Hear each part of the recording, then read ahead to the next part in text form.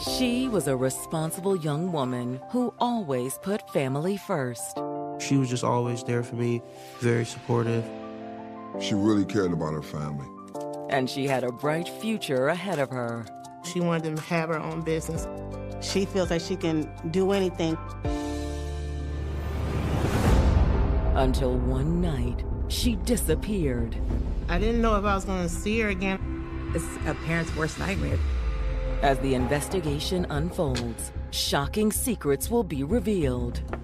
She was meeting him at a motel. Why did you want to tell us this before? I was scared. But as the case grows cold, hope begins to fade. There's no new information. What can you tell us? I would tell people, even if she was dead, I just want to know something. Will the truth remain buried forever? I was like, I don't want to know, do I? There's a lot of emotions that go into keeping secrets. I can't live with this anymore. I have to tell you this. I have some information about the missing girl.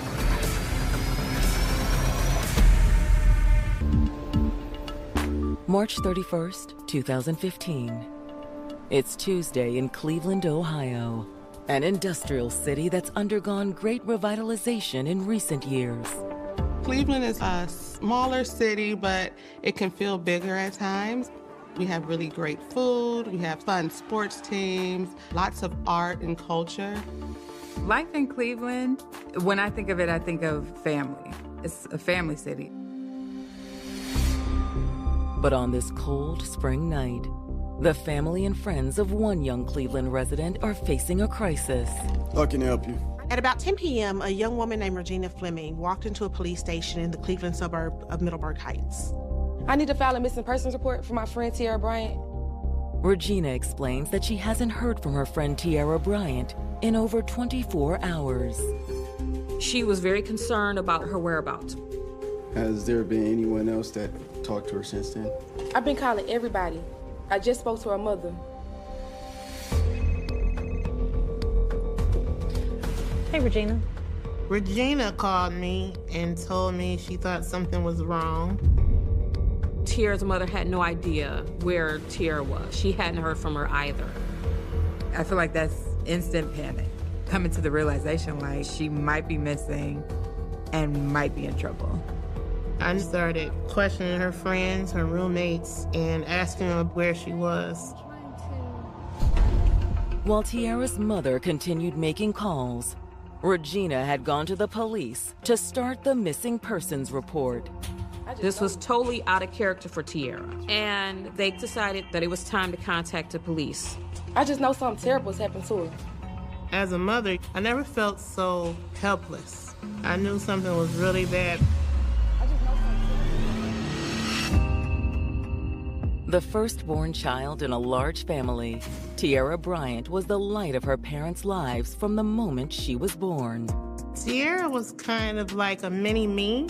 She was very protective of her younger brothers. She was just always there for me, very supportive. It was always, I got your back, you got my back. But at the age of 4, Tiara's tight-knit family was torn apart. Her father went to prison, which was really hard on her because she was really close to her dad. With her father gone, Tiara worked hard to help her mother look after her younger siblings. Some young girls can be kind of silly. She wasn't that way. When my mom couldn't do certain things for me, she always stepped up to the plate. As she got older, Tiara could be both a helper and a handful. Raising a daughter can be hard, especially if you're a single mom. And of course, when she was a teenager, because they think they know everything and they don't want to listen anymore. I'm gonna get my grades up, don't worry. For a while, Tiara struggled in school. She had failed because she was going through regular teenage stuff. But she never gave up. She turned herself around after we went through some therapy and got all her grades up. She made me proud. After graduating high school, Tiara set her sights on a career. She was a hustler. She worked several jobs. She got a job. She did it with so much pride. Between shifts at work, Tiara also found time to take business classes online.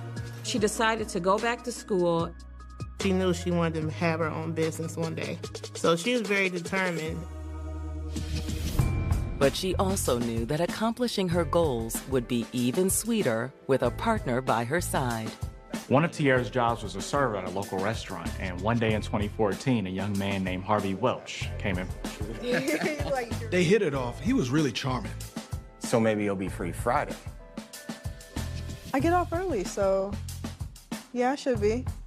Harvey seemed like exactly what Tiara was looking for. Harvey was not looking for a serious relationship, and neither was Tiara. But the more time they spent with one another, it grew into something, and then they moved in with one another. Tiara was away from her family for the first time. She wanted to show that she could be independent. 19 is an age where people feel like they can be free and start to make their own decisions. Tiara was pursuing her dreams, and Harvey did everything in his power to help her. He was very supportive of her goals and education. She was coming into her own. She was coming into adulthood. But now, less than a year after branching out on her own, Tiara has been reported missing by her friend, Regina Fleming. Regina hadn't heard from Tiara for over 24 hours. Come with me. She was very concerned about her whereabouts. After filing the report, the officer takes Regina to speak with investigators. After the report, then it's referred to the Detective Bureau, who in most cases start with the person who made the report. Can you tell us what's going on? And according to Regina, she knows something Tiara's family doesn't. She lives with her boyfriend, but she's been seeing this guy on the side. Regina thought that he was just a friend. They spent a lot of time together, playing video games, hanging out. Usually he'll pick her up, but last night I gave her a ride. She had dropped Tiara off at a motel. Their relationship was what we might call a sneaky link. They were having sex. In Cleveland, Ohio, 19-year-old Tiara Bryant had moved out of her mother's house and was working hard to put herself through college. She wanted to be independent and she wanted to have her own business. She was very determined. She'd also found her first serious long-term relationship with a young man named Harvey Welch. At age 19, if you're in love with somebody or in a relationship, it can feel like a fairy tale. But now, nobody has heard from Tiara in over 24 hours, and her friend Regina Fleming has filed a missing persons report. When she didn't hear anything, she went to the police department. Regina tells detectives that the night Tiara went missing, she was meeting another man at a motel. Regina explained to the police that even though Tiara was happy with her boyfriend, she just wasn't ready to settle down yet. She sees some guys on the side sometimes. And this was one of them? Yes. Regina didn't know much about the person that Tiara was with. She knew that he was a 30-something-year-old black man, that she had been hanging out with him. Do you have a name?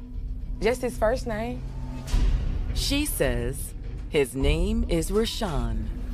Regina told investigators that on Monday night, Tiara asked her for a ride to meet Rashawn at a motel. But sometime later, she received a strange text message from her friend. Tiara reached out to her because she wanted her to come and get her. She said that she wasn't feeling comfortable. So Regina went to the hotel to pick her up. Regina says she let Tiara know as soon as she arrived. But Tiara never came outside. I waited for about an hour, so I thought she decided to stay. What did you do then? I just went home. But the next day, she still wasn't able to reach Tiara. Do you have reason to believe that Rashawn may try to harm her? I mean, no. They were friends before. I'm just worried about it, you know? I'm just scared. After talking to Regina, Detectives head to the motel. They found out that the room Tierra was in was checked out to a Rashawn Hunt. Once inside the room, detectives don't find anything suspicious. There was no signs of foul play. Saw a security camera over here. Do you think we can get that footage? I'm sorry, you're not going to catch anything off of that. Because the hard drive was full, it stopped recording. So there was no video footage. Thanks anyway. Thank you. Despite the setback with the video, detectives have now identified a person of interest in Tierra's disappearance. The police tracked down a cell phone number for Rashawn Hunt, and he agreed to meet them in a public park the following morning. What can you tell us about? I'm gonna be as truthful and honest to you guys as possible. Rashawn told the detectives that he'd met Tierra the year before in 2014, and they quickly hit it off. But he makes it clear that the relationship wasn't serious. We were just really cool friends. We would have sex. Okay. That was it. Rashawn says he and Tierra would get together every few weeks. He would pick her up because she didn't have a car. They would meet at hotels. But they never went out in public together. They were trying to be discreet because Tierra had a relationship with Harvey, and Rashawn was engaged. You cared about it. Yeah, but I love my fiance. You know what I mean? Rashawn tells detectives that the night Tierra disappeared was just like all their previous hookups. Nothing unusual, right? Nothing unusual. We're coming together for a good time, not a long time, and that's it. And then what? After that, we talked a little bit, and she said she wanted to go home. Rashawn said the last time that he saw Tierra was when he dropped her off at a restaurant near her house. After his rendezvous with Tierra, Rashawn says he went home and got into an argument with his fiancée, Jasmine. She's pissed off at me. She was all riled off. Well, she pissed about because I didn't come home when she wanted me to come home. To detectives, it seems like Rashawn is being upfront with them. He is being forthcoming. He's cooperating with the interview. But one thing he says doesn't fit with what Tierra's friend Regina told them. Regina Fleming claimed to have received text messages from Tierra saying that she felt uncomfortable at the motel, that she wanted to leave. If the worst had happened and someone had killed or kidnapped Tierra after Rashawn dropped her off, maybe that person has sent those texts to shift suspicion on someone else. As investigators end the interview, Rashawn offers one last piece of information that could be a clue to that suspect's identity. He mentioned that they should look into Tierra's boyfriend, Harvey. According to Rashawn, things weren't going well between them. They were having difficulties in a relationship. She was looking to break up with him. We were in love. Detectives in Cleveland, Ohio, looking into the disappearance of 19-year-old Tierra Bryant, have just spoken to Rashawn Hunt, a friend with benefits she hooked up with on the night she disappeared. He was very candid about their relationship. But Rashawn was adamant that he had nothing to do with Tierra going missing. He was genuinely concerned. I mean, I cared about her. What's more, Rashawn informed detectives that Tierra told him her relationship with her boyfriend, Harvey Welch, was in trouble. She was talking about leaving her boyfriend. All right. Appreciate it. Thank you. Take care. Detectives' next step is to speak to Harvey at the apartment he shares with Tierra. Thanks for speaking with us, Harvey. No problem. There was no evidence anywhere in the apartment that there had been any type of foul play. And according to Harvey, there aren't any problems between him and Tierra. He says we have a good relationship. Everything is going well. I've even been thinking about proposing to her soon. Like real soon. That's when police informed him that they were told that Tierra was actually considering leaving him. Harvey is shocked by the news. I don't get it. We were in love. Harvey, did you ever consider the possibility that she might be having an affair? What? No, never. Did Tierra keep her feelings secret from Harvey? Or is he lying about their relationship? When was the last time you talked to Tierra? Monday when she went out. She was gonna go hang out with Regina and then stop by her mom's house after. And where were you Monday night? I was here just trying to catch up on some sleep. Harvey said he was at home at the apartment all night. But since he was alone, the detectives didn't have any way to verify it. When Tierra didn't come home, Harvey says he assumes she spent the night at her mother's. He was used to Tierra going to her mom's house and staying over there. He figured there wasn't any reason to worry, because why would anybody hurt Tierra? We'll be in touch. If you can think of anything else, let us know. After interviewing Harvey, detectives file a subpoena to get access to his phone records. Police wanted to check into Harvey's alibi of him just being home the entire night, that Tierra came up missing. Meanwhile, Tierra's friends and family have begun their own desperate search.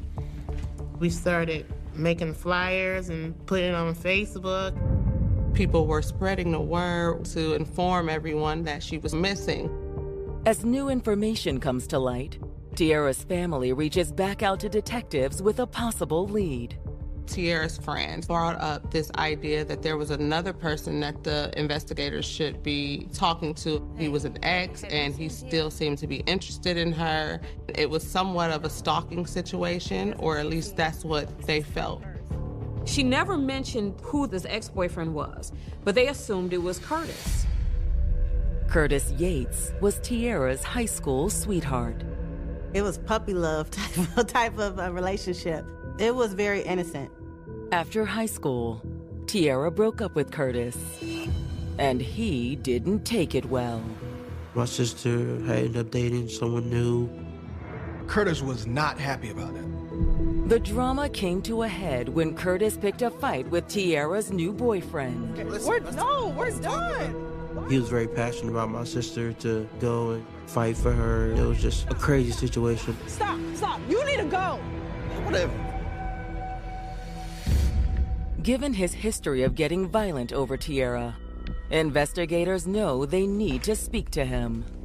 Police reached out to Curtis to find out if he had been in contact with Tierra. So when was the last time you talked to her? Honestly, I can't even remember. They had broken up. He had went on with his life. Curtis insisted he had no idea how a rumor had gotten started that he was stalking Tierra. Curtis also says he has an airtight alibi for the night Tierra disappeared. I was at work all day, and then after work, some of us went out to a club. You can call them. They'll tell you. To detectives, it looks like another dead end. Well, if you should hear from Tierra or anything about her, give us a call. Have you looked into anybody named Ashley Hollander? Who's that? Curtis said that there was a young lady reaching out to him on Facebook by the name of Ashley. She's been sending me weird messages like old pictures. Old pictures of what? Me and Tierra. Curtis says that lately, the messages have become even more bizarre. Ashley seemed to know a lot of details that only Curtis and Tierra would know. He had no idea who she was. She was even saying she was Tierra. Detectives investigating the disappearance of Tierra Bryant have looked into 3 potential suspects: her boyfriend, Harvey Welch, her ex, Curtis Yates, and a man she would hook up with occasionally, Rashawn Hunt. When a young woman disappears with the possibility of foul play, police typically regard any man she had a relationship with as a person of interest. But now, Curtis has pointed the investigators in a surprising new direction. Curtis had been receiving disturbing messages on Facebook from a woman named Ashley Hollander. Ashley seemed to know a lot of personal information about Curtis and Tierra's relationship. In one message, she claimed to be Tierra. Would you be willing to give us access to all of your communications with this individual? Yeah, sure. After interviewing Curtis, Investigators try to track down the mysterious Ashley Hollander. The detectives ran a background check on the name Ashley Hollander, and they reached out to Facebook for information on the account. They find out it's a dummy account, and they can't even find anyone in the city of Cleveland with that name. When investigators get access to the social media profile, they learn that Curtis Yates isn't the only person Ashley has contacted online. She actually told several people that she really was Tiara Bryant. But when detectives reach back out to Tiara's family, they say that the posts and messages don't sound like Tiara. She does have the information, but as far as her tone, her personality, something seems off. Detectives conclude that Ashley isn't Tiara in disguise, but an internet troll trying to get attention. There's no evidence that she actually is her. It turns out just to be another false lead. Now, a week into their investigation, detectives are no closer to finding out what happened to Tiara Bryant. Until a phone call changes everything. Homicide? Police received an anonymous tip. No, you don't have to tell me your name. Just tell me what you know. I have some information about this girl. I heard that she was buried in Sandusky. I don't know where in Sandusky. That's what I heard. Sandusky, Ohio is a town on Lake Erie, about an hour west of Cleveland. Did someone kill Tiara and drive to Sandusky to dispose of her body? Detectives are now certain it wasn't her boyfriend, Harvey, or her ex, Curtis Yates. Detectives had received Harvey Welch's phone records, and the location data showed that he was home all night, just like he said. They called Curtis's friends, and they all backed up his claims that he came out with them after he got off work that night. Both alibis checked out. So investigators decide to take a closer look at the man Tiara hooked up with the night she went missing, Rashawn Hunt. Rashawn claimed he went home and got into an argument with his fiancée, Jasmine, after he dropped Tiara off. But that was far from an airtight alibi. When they check for a criminal record, they make a disturbing discovery. They find out that he has a history of being a very well-known drug dealer. He also has a history of violence. 15 years earlier, Rashawn committed an armed robbery and actually shot somebody. And he also had served time in jail for attempted murder. That means Rashawn is capable of killing someone. But did he kill Tiara? The investigators brought Rashawn's fiancée, Jasmine, in for an interview, both to check out his alibi and to see if she knew anything about Tiara. Jasmine quickly makes it clear that she's now Rashawn's ex-fiancée. Rashawn had come clean to Jasmine about his relationship with Tiara after the detectives had interviewed him. He said, I just talked to a detective and I want to be the first to tell you. I was having an affair on you and the girl is missing and they say I'm the last person to be seen with this girl. Jasmine had been in a relationship with Rashawn for years, and she always suspected he was cheating. Tiara was the last straw. I sacrificed so much in our relationship and he turns around and he messed with a little 19-year-old girl. She's through ignoring his behavior and through protecting him. Jasmine told the detectives that Rashawn had lied to them. He didn't come home at all the night that Tiara went missing. Probably about 4 o'clock in the morning. This was my last time calling before I went to sleep. I called, and he's still telling me I'm on my way, I'll be there in a second. Jasmine tells the police he finally showed up the next morning. He was just covered in mud, thick mud, all on his face. I'm like, what is going on? Jasmine said that instead of telling her, Rashawn threw his clothes in the washing machine and took a shower. I was like, I don't want to know, do I? He was like, no. He was like, you don't. Whatever Rashawn was up to, Jasmine was over it.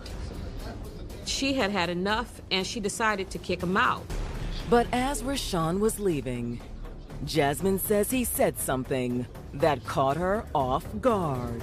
It came out of nowhere. He asked me, he said, do you think Sandusky's further enough? Did he mean far enough to bury a body? I didn't ask why. I didn't want to know. Investigators in Cleveland, Ohio have learned from Rashawn Hunt's ex-fiancé that he was gone all night after hooking up with 19-year-old Tierra Bryant on the day she disappeared.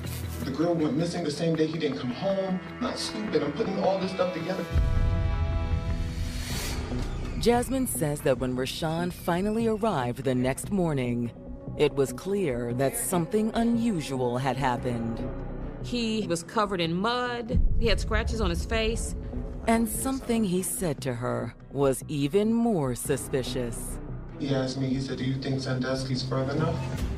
The police had already gotten an anonymous tip that Tierra's body had been buried in Sandusky.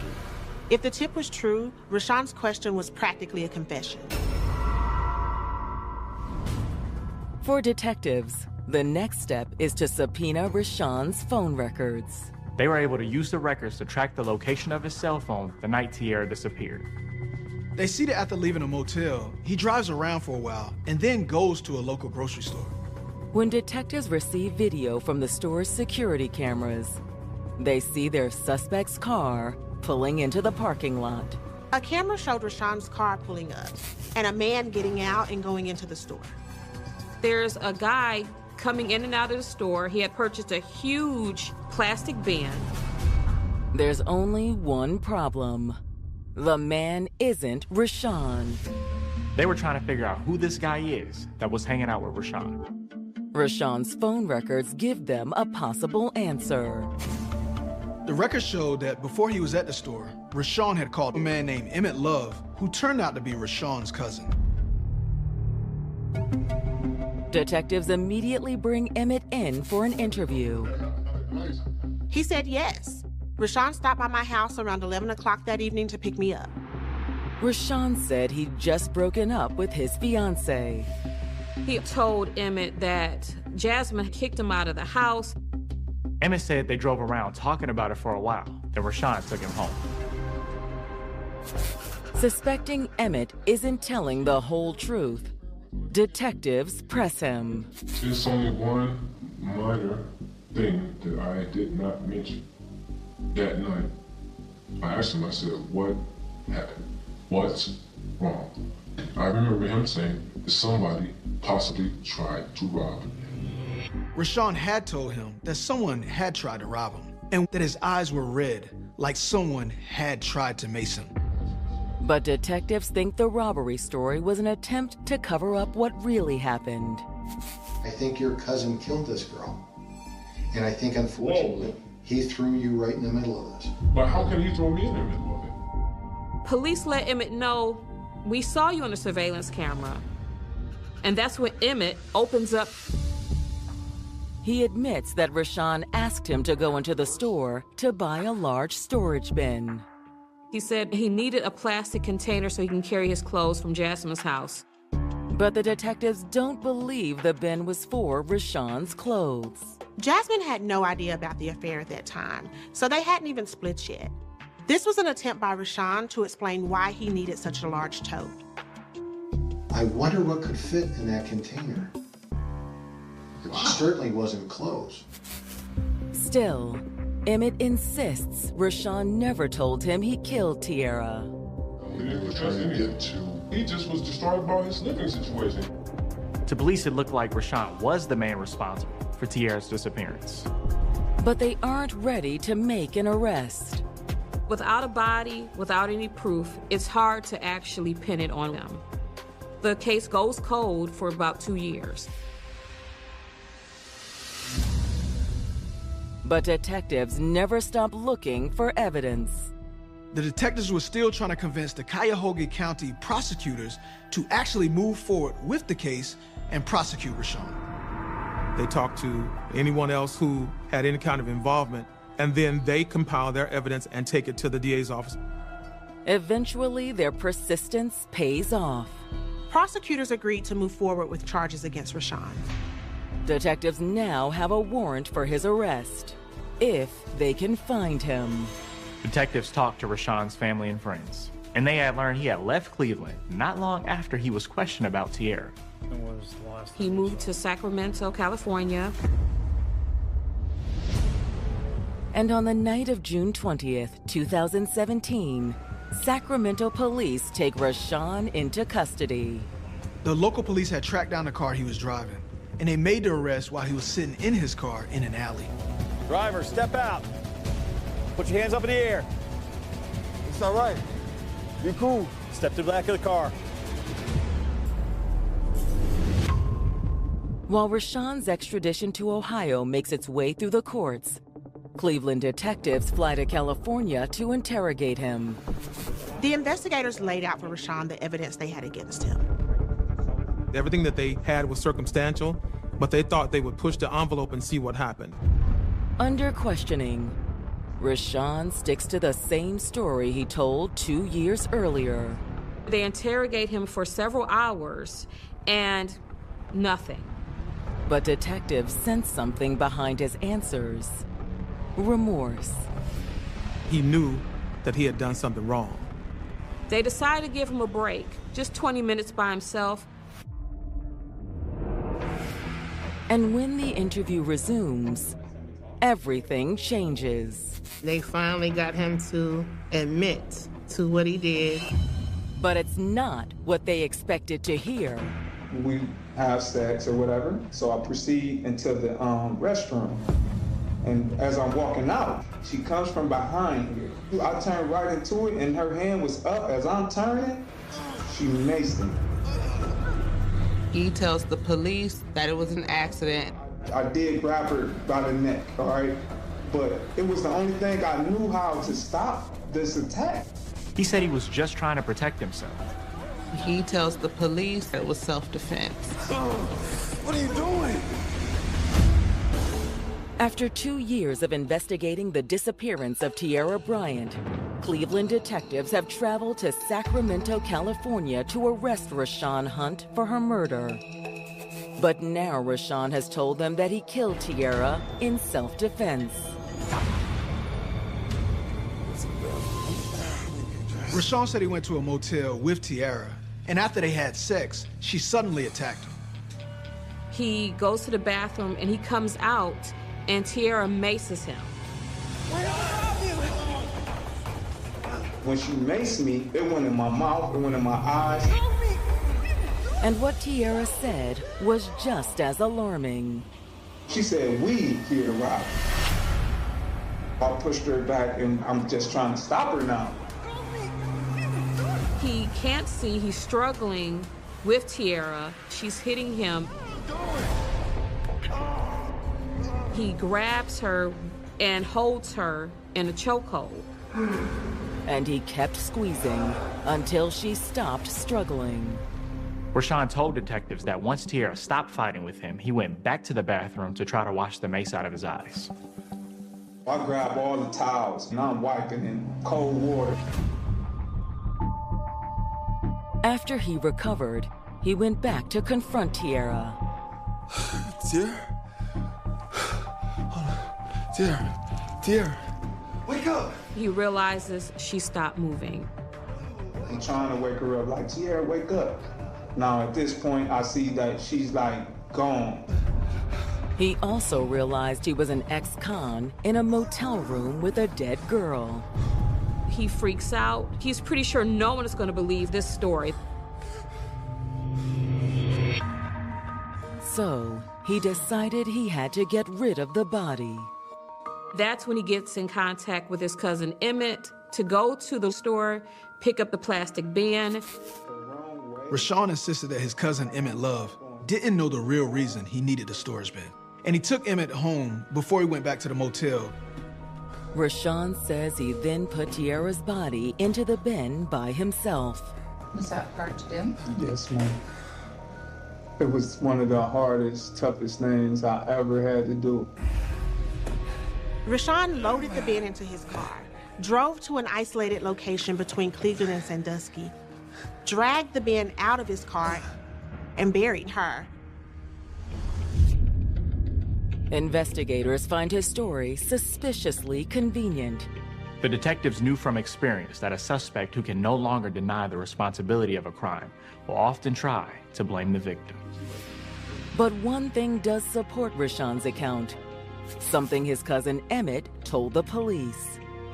Emmett has said Rashawn mentioned that he had been maced and his eyes were red and watery. Could Rashawn be telling the truth? Did Tierra try to rob him? Investigators hope her friend Regina Fleming can give them the answer. When they returned to Cleveland, police reached back out to Regina to find out more about what happened that night. One of your colleagues. And they're shocked by what she tells them. She did admit to police that Tierra's intentions were to rob Rashawn because he was a well-known drug dealer. He carried thousands of dollars on him. Regina tells the detectives she tried to talk her friend out of it. I called her and said, Tierra, listen to me. Do not go and try to rob that dude because a person will kill you for trying to take something from them. And she giggled and laughed, said, you're not gonna do nothing to me. Despite her misgivings, Regina agreed to meet Tierra after the robbery. Regina only wanted to pick Tierra up from the hotel to make sure that she was safe. Regina says that when Tierra failed to show up, she wasn't sure what to do. He calling the police, telling the police, my friend is in there. She told me she was going around, but now she ain't answering. They kicked down the door and they in there having sex. I'm gonna be looking stupid. And there was another reason she wasn't completely honest with the police in the first place. Well, let me ask you this. Why didn't you want to tell us this before? I was scared I'm gonna get in trouble for her actions. Thanks to Regina's statement, the central element of Rashawn's story is confirmed by the time he's extradited to Ohio. So there's only one thing left to do before detectives can close the case. Police asked him where Tierra's body was located. Rashawn reluctantly takes detectives on a search for the spot where he'd buried her. It's tough, guys. It's tough. You can do it, John. We need this. It's tough, man. After 2 years, it's not just tough emotionally. No! It took days of searching. In the end, detectives find the overgrown mound that marks Tierra's grave. Police were able to go back and tell Tierra's family that Tierra's body had been located. It wasn't the answer I wanted, but some people have children that are missing and never get to find out where they are. I was able to find my daughter and have closure. With a body and a confession, the district attorney is able to bring the case to a close. Because he had cooperated with police, telling them where her body was located and what happened the night that Tierra disappeared, he was able to plead guilty to a lower charge. But the reduced charges still carry a stiff penalty. He was convicted of voluntary manslaughter, obstruction of justice, and abuse of a corpse. He was sentenced to 23 years. We were able to accept that as justice. Still, it's a small consolation for all that her family has gone through. They could have given him 1,000 years, and that wouldn't have brought Tierra back. At 19, Tierra Bryant had made the kind of bad decision that teenagers often make. At such a young age, there's so many different things that will influence a person's behavior. Like most teenagers, Tierra probably admired the girls she saw on social media who had money and the freedom money could bring. You think that you're invincible, and you're not. There's repercussions for your actions. There's consequences. And she paid the ultimate price for trying to take advantage of Rashawn Hunt. Bad choices shouldn't be a death sentence. Instead of her mistakes, Tierra's family remembers the beautiful young woman she was. I want people to know that my sister wasn't a bad person. My sister was loving, she was cared. She loved her family, and I believe she would have wanted to make us proud. After multiple relationships ending in failure, she was looking for the right man to spend her life with. She's trying to find people that will give her the love that she so greatly desires. Eventually, she met a man that was just as gorgeous as she was. She thought there's still hope for me, and I'm gonna seize this moment. But a violent encounter turns her fairy tale romance into a horror story. Her body was found in a ditch. There are numerous stab wounds. Whoever did this wanted to make sure that she suffered. The search for a suspect leads detectives in multiple directions. She was involved with a lot of different romantic interests. Did arguments ever get physical? Yeah, but that happens sometimes. They couldn't have a civil conversation. It was very volatile. I'll be telling you, be careful who you're dealing with. He is an individual that sort of has put himself in a savior position. But would her savior eventually become her downfall? There's a thin line between love and hate. She's cursing at me. You ain't, you don't have this, you don't have that. Over time, you start to need the high. It's like having the devil on one shoulder and the angel on the other shoulder. I believe that she was possessed by some demon. April 19th, 2015. It's a warm Sunday morning in Delray Beach, a quaint coastal town along Florida's Atlantic shore. Delray Beach is actually a much different vibe than some of your more common places in South Florida. Delray Beach is a much slower pace. You see people fishing, you see the boats in the canals. That's kind of what people are about, just the natural beauty, the relaxation, the water.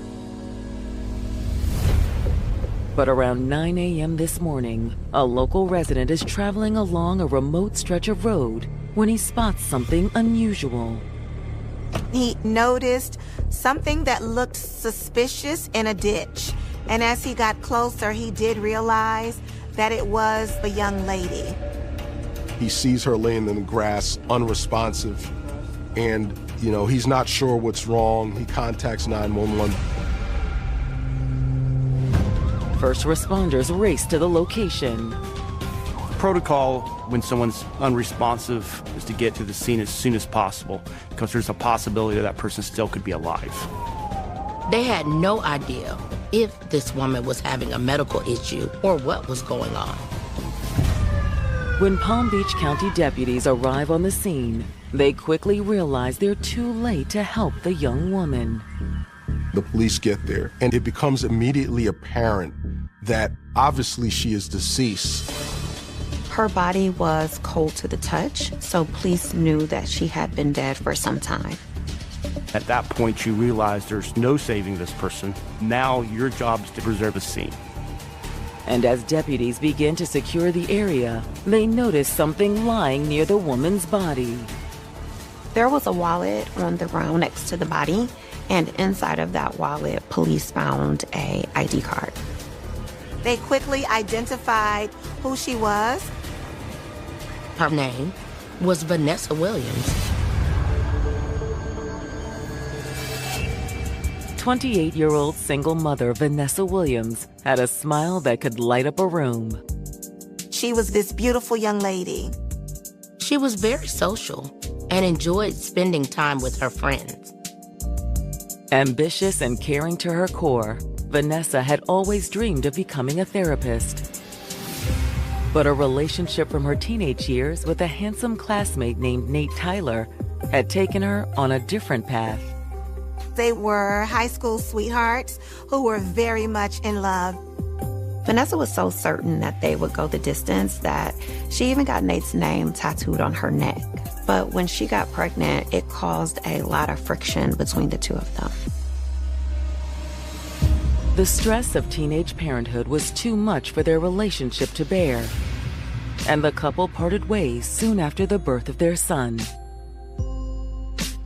On her own, as a single parent, she resolved to give her son the best life she could manage. But she kind of had to put her dreams of becoming a therapist on hold. She was a wonderful mom. Vanessa managed to finish school while juggling motherhood. But instead of going to college, she jumped into a relationship with a new partner, a man named Stuart Bird. After graduating from high school, she pretty immediately fell in love with another man from town. They moved in together, and he started helping her with her son. Well, hey there. How was work? Oh, busy. Stuart seemed like someone who would take care of her. He had a lot of love for his family, and that was something that Vanessa really appreciated about him. They talked about getting married and having kids together. But it was another union that wasn't meant to last. Their relationship eventually became a little bit toxic. They split up after 3 years together. By her mid-20s, Vanessa once again found herself struggling as a single mom. She went on with her life, trying to pick up the pieces, but she never gave up on love.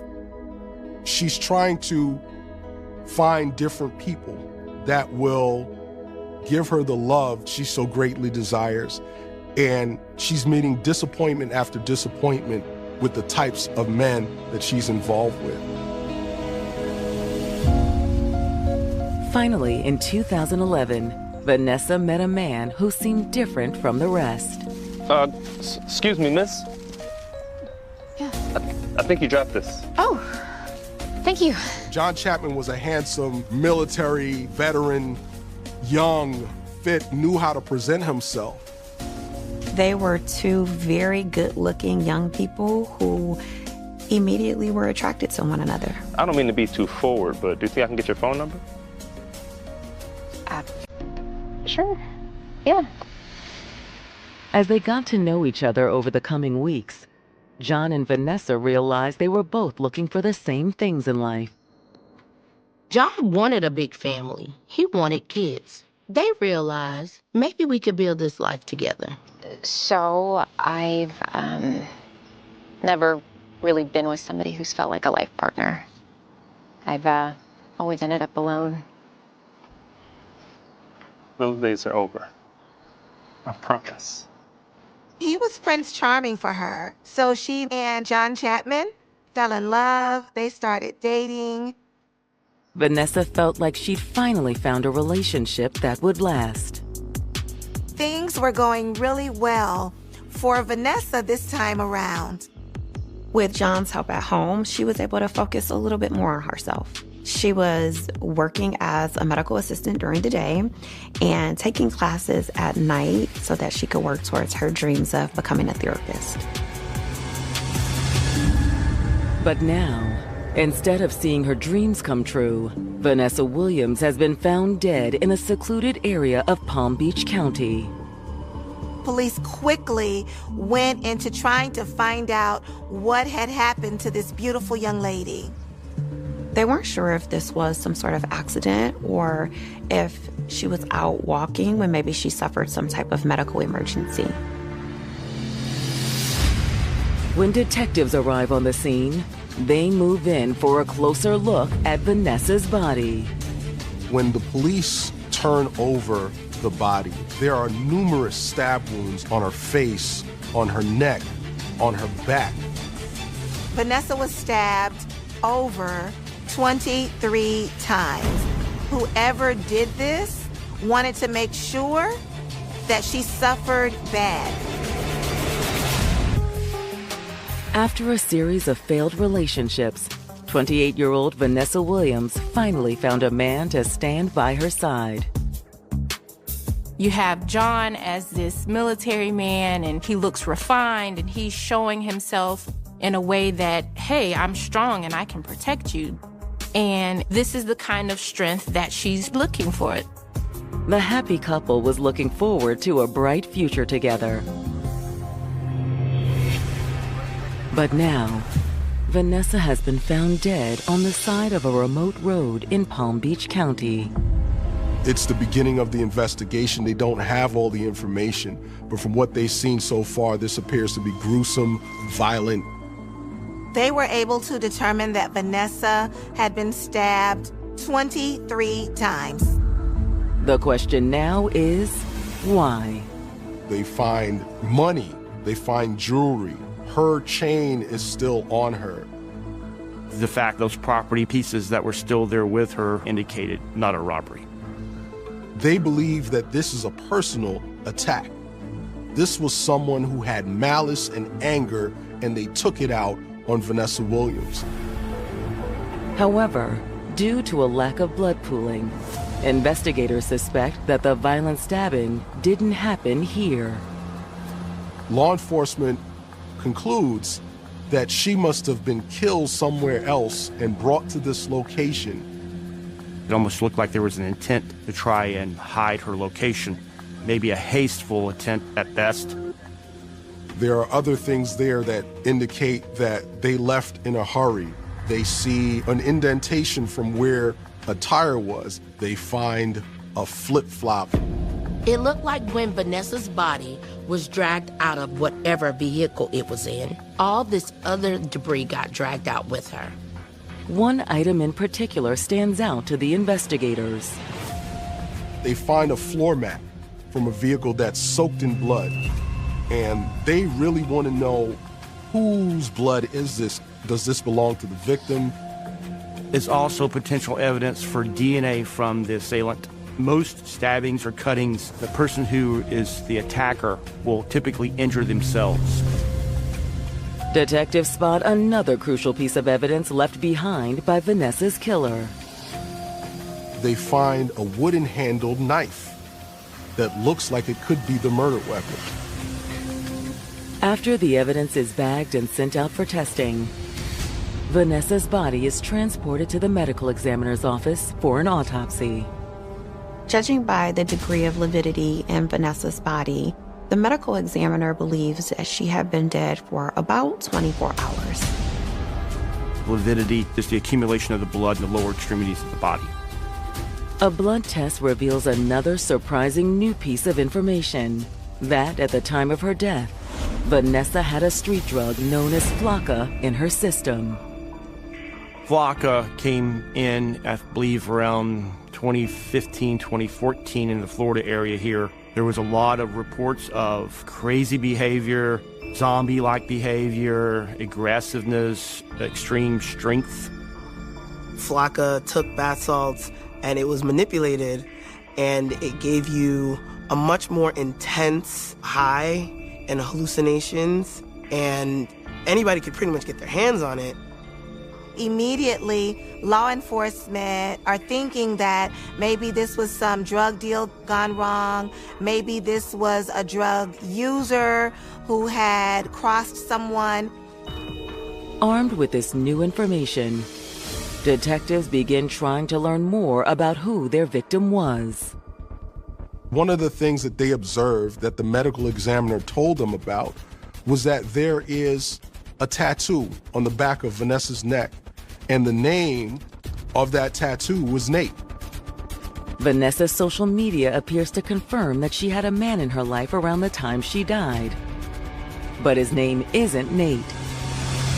It's John Chapman. One of the first places police look is to the boyfriend. He is a former military guy, someone that police can identify with. When police spoke with John, he was devastated to find out what had happened to his girlfriend. He said that she was a wonderful mom, a great person. I hate to be the one to tell you. John strikes the detectives as sad, but not especially surprised. I was afraid something like this might happen. He said she had some habits that she had fallen into, involving drugs and alcohol. John tells the police that Vanessa's drug use had been getting worse lately. A lot worse. It started out, I just had a long day at work, and I just need a little something to take the edge off. But over time, you start to need the high. Vanessa had her struggles. And with her having children, with her having the responsibility of being a mother, of being a partner, trying to co-parent, there are certain things that contributed to her drug use. Vanessa, seriously? This is getting way out of hand. John Chapman told them that Vanessa had been out of control, and in one of those drug and alcohol-fueled incidents, she left. How about you stop telling me how to live my life? He said she had taken off without telling him where she was going. He tried to call her to figure out where she was. He couldn't get in contact with her. I thought that I was going to be able to see her again, but... Do you know anyone that might want to hurt her? Drug dealer, ex-boyfriend? I know she had issues with her ex. John actually shared with police that Vanessa's relationship with Stewart was extremely toxic. They couldn't have a civil conversation. It was very volatile. They had some mutual friends and would run into each other from time to time. And Stewart would always try to weasel his way back in. She couldn't fully get away from this guy. And according to John Chapman, Stewart Bird had a history of domestic violence against Vanessa Williams. He had attacked her in the past, and of course, John felt like he would do it again. I didn't trust her, and I know she didn't either. He told the police that that's the place where they should start looking. John was adamant that Stewart Bird had something to do with this.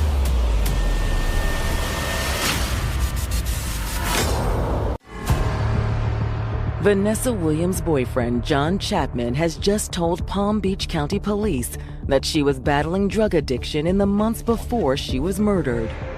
Vanessa was a mom, a student, a healthcare worker, and unfortunately, she had turned to substances to deal with all of the stressors in her life. Before you know it, we're self-medicating. And so where someone may say, you know, that could never be me, before you know it, it is you. According to John, Vanessa had been behaving increasingly erratically in the weeks before she was killed. And shortly before her body was discovered, she'd complained about running into her ex, Stewart Bird. After getting this information, police immediately went into the background of Stewart, and they discovered that he had an extensive record. He had burglary, domestic strangulation, grand theft, and child abuse. At that moment, Stewart Bird became suspect number one. But when detectives bring Stewart in for questioning, he seems shocked. Stewart denied having any responsibility for killing Vanessa. What? No. Listen, y'all have the wrong guy. However, he does acknowledge there were moments in their 3-year relationship he's not proud of. He admitted that things got pretty heated between them. Did arguments ever get physical between the two of you? Yeah. But that happens sometimes. With that relationship, there was domestic violence. It shows his ability, his possibility of creating a violent scenario with Vanessa. They want to know, where were you on the night of April the 18th? According to Stewart, he has an alibi for the night Vanessa was killed. Stewart Bird tells them, well, I was working all night. He gives them the name of his employer. You can call my supervisor right now, he'll tell you. Police were able to contact his employer, who confirmed that Stewart was definitely at work on the night that Vanessa was murdered. So now they're back to square one. Eager to drum up new leads, police shift their focus to the people who knew Vanessa best.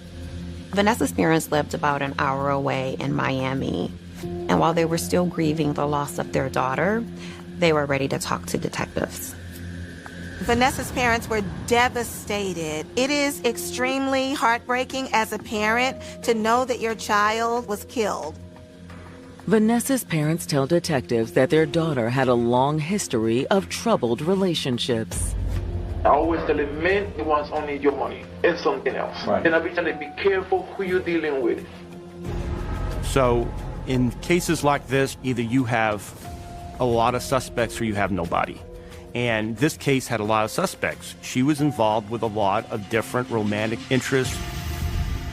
Vanessa's parents also confirm what John Chapman said in his interview about Vanessa's rampant drug use. She went use the drugs. You know what kind of drugs? Cocaine? No. That I don't know. she was dealing with a lot. It's like having the devil on one shoulder and the angel on the other shoulder. I have my responsibilities, but I don't know how to cope. Vanessa's parents say the last time they saw their daughter was about a week ago when she stopped by for a surprise visit. What time was that? Around 5 something. 5:30. What kind of car did she have? She didn't have a car. She said it's her friend's car. She was driving a truck. What kind of truck? White, I think white, I don't know if it's a Ford. The truck was alleged to have belonged to Corey Summers, a friend of hers. But other than Corey's name, Vanessa's parents know nothing about him. I met him once. Okay. After Vanessa left in Corey's truck, her parents never heard from her again. I started texting her, but I never had no response from her. Did you call her after that? Did you ever, after that point, talk to her again? Never. Based on this information, investigators want to speak with Corey Summers as soon as possible. The question now was, did Corey have a reason to want Vanessa dead? After speaking with her parents, Florida detectives have learned that Vanessa Williams was last seen driving her friend Corey Summers' truck around the time she was killed. Did you ever, after that point, talk to her again? Never. When detectives reach out to Corey Summers, they're surprised to hear he's been waiting for a call from law enforcement. What's that? Corey thought the police were calling about his truck, the one that he had allegedly let Vanessa borrow. Corey explains that he's a long-haul trucker who'd been out on the road until a few days earlier. When he came back from one of his long-haul trips on April 17th, his truck was missing. There was a police report made. When detectives explain they're calling under graver circumstances, Corey seems grief-stricken. Here's the deal. We're working a homicide investigation. Vanessa's dead. I don't believe it. He agrees to come into the police station to give an official statement. Corey confirmed that he and Vanessa were friends, and he said he allowed her to stay at his place after she and her boyfriend John got into a huge argument about her drug use. She asked me to stay. I told her okay because I don't hardly ever be home. He says that Vanessa has stayed with me from time to time. I've allowed her to crash here when she's needed to. I'll see her, and then I'll go out on the road for several days, and then I'll come back. Corey insists the relationship between them was entirely platonic. One of the things I gotta ask you, were you intimate at all, you and her? No. Never? No. Okay. Corey, he is an individual that sort of has put himself in a savior position. He tries to help people. He's trying to help Vanessa, trying to give her a place to stay. They had an arrangement where Corey would allow Vanessa to use his pickup truck while he was out on the road. She doesn't have the transportation to get and back and forth from work. Okay. So I told her to use my truck. Just be careful with it. But the last time he got home, Corey says Vanessa and his truck were gone. Vanessa was missing, and his apartment was in shambles, as if there had been a struggle or fight going on in there. I know she had company, but I don't know who she had there. He didn't know what happened. He tried to reach out to her. He couldn't get in contact with her. In speaking with Corey, he seemed to be very forthcoming, very cooperative, very willing to help the police, but they are not sure if they are able to trust him. Again, I got to ask you this because if it comes out later on, I want to make sure we're clear. Did you guys have any intimate relationship between you two? A long time ago. When was that? That was months ago. But before you told me that you didn't. We're not really sure if there's a relationship there. Maybe, maybe not. So you have to look at that. Was he jealous? But Corey insists he wasn't even in the same state at the time when police believe Vanessa was killed. I was in Georgia. You were in Jersey? Georgia. At the end of the interview, Corey agrees to turn his cell phone over to police. We need your phone just to make sure everything checks out. Sure, okay. And while it's sent out for analysis, detectives track down the last name on their list. The father of Vanessa's oldest son, Nate Tyler. Although he and Vanessa broke up years ago, they were still on good terms for the sake of their son. They were extremely close, although they were only platonic. And according to Nate, the last time he saw Vanessa, she'd confided in him that she was struggling. You know, she had been telling me things weren't going well with John, her boyfriend. And she'd been staying with some other guy, Corey, I think. Yeah, we've already talked to Corey. Nate tells the investigators that on another occasion, he'd witnessed the tension between Vanessa and John firsthand.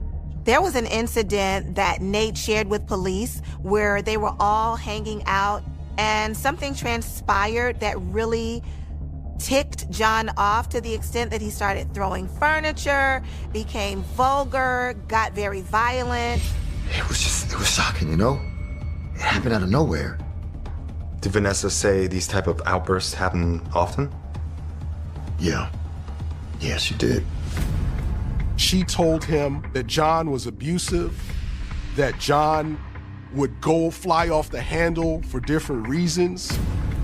She confided in Nate about all of the threatenings, the stalkings, the verbal abuse, the beatings that she was getting.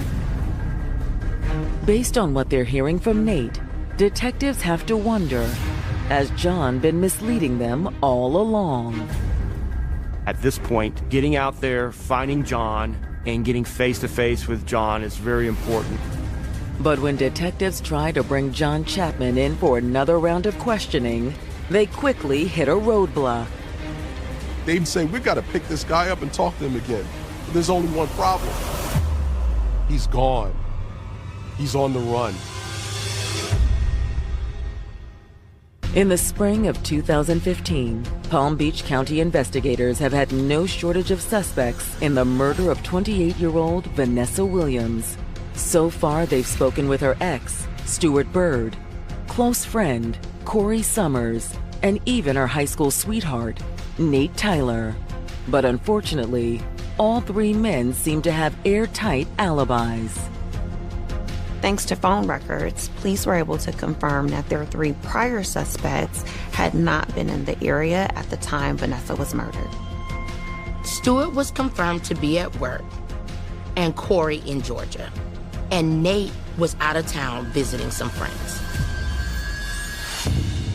However, in speaking with Nate Tyler, investigators have unearthed a new suspect, a man they're already familiar with, Vanessa's most recent boyfriend, John Chapman. According to Nate, Vanessa had confided in him about her very tumultuous relationship with John. John had been abusing her, both physically and verbally. She was trying to get away from John. She was trying to cut ties with him. He conducted himself in a way that was reckless, dangerous, and possibly deadly.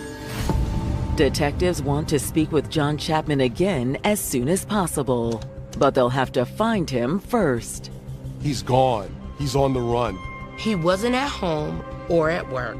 He wasn't answering his phone. Detectives think John may be traveling in Corey Summers' missing pickup truck. And before long, they receive a promising tip about the stolen vehicle's location. There was actually an APB put out on Corey's truck, and they found it in front of the home of a Lana Palmer. Lana Palmer is alleged to have been romantically involved with John Chapman. They had an on-again, off-again relationship between the two of them. By the time police respond, the truck is gone. They go in there, no John Chapman, but they do find Lana Palmer. Can I help you? When they questioned Lana about the truck in front of her home, she admitted that John had come by.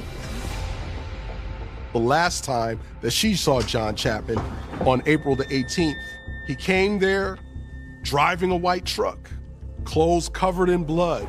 John? Oh my God, what did you do? He was very bloody. He looked like he had been through just too much. And showing up to her home, asking for refuge, if you will. She asked him, what happened, John? He said he'd been fighting with someone. I could tell he was lying, though. Baby, I had to defend myself. He told her that he had gotten into a fight with one of Vanessa's ex-boyfriends. She didn't believe the story, but since he was acting so weird, she just allowed him to come inside, take a shower, and clean up.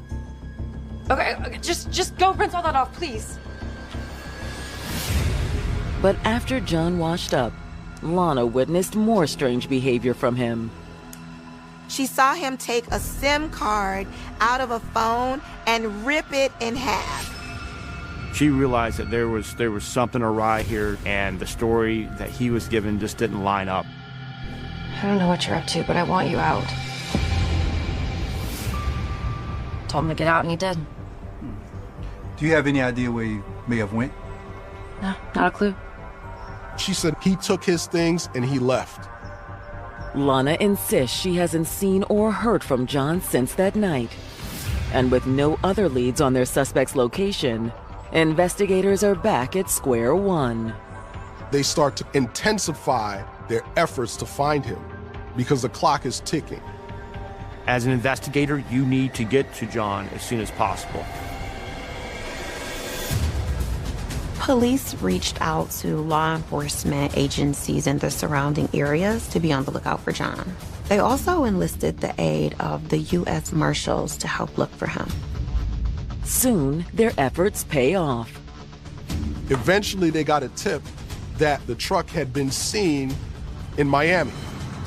The tip led them to an apartment complex where they found the truck parked outside. And inside the truck, police make an alarming discovery. There's blood everywhere. Based on the amount of blood, police believe that this may be where Vanessa was killed. They found a green purse that they thought must have belonged to Vanessa, as well as a flip-flop that matched the one found at the body's dump site. Now more than ever, investigators know they need to track down John Chapman. Investigators go door to door looking for John Chapman. They don't find him anywhere. But what they do discover is near to that apartment complex is a homeless shelter. Inside the homeless shelter, police finally locate John. As he's getting dressed, they take him into custody. The police have their man.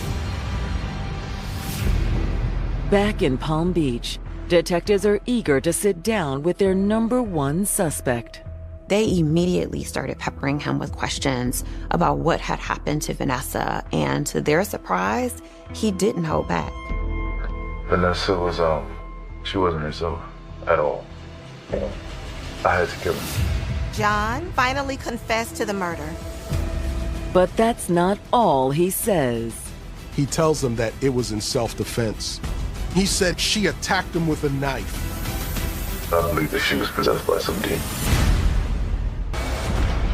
Palm Beach County detectives have finally arrested John Chapman for the murder of his 28-year-old girlfriend, Vanessa Williams. They take him into custody, and they start to question him. Now in the interrogation room, John has just made a stunning confession. She wasn't herself at all. I had to kill her. He tells them that it was in self-defense. I would hate to say that I'm a spiritual person, but I believe that she was possessed by some demon. John tells the investigators it all started when he went to see Vanessa at Corey Summers' house on the night of April 18th. Let's start with what led to this. Drugs. Drugs? He showed up at Corey's place to discuss their relationship and found her out of her mind on drugs. When I got there, I realized that there was a lot of meth in the carpet. Vanessa, what the hell are you doing? He found Vanessa Williams searching the carpet for Flocka Flakes. He said now that he realized how deep in addiction she is, he realizes that he no longer wants to be with Vanessa. John, can you help me?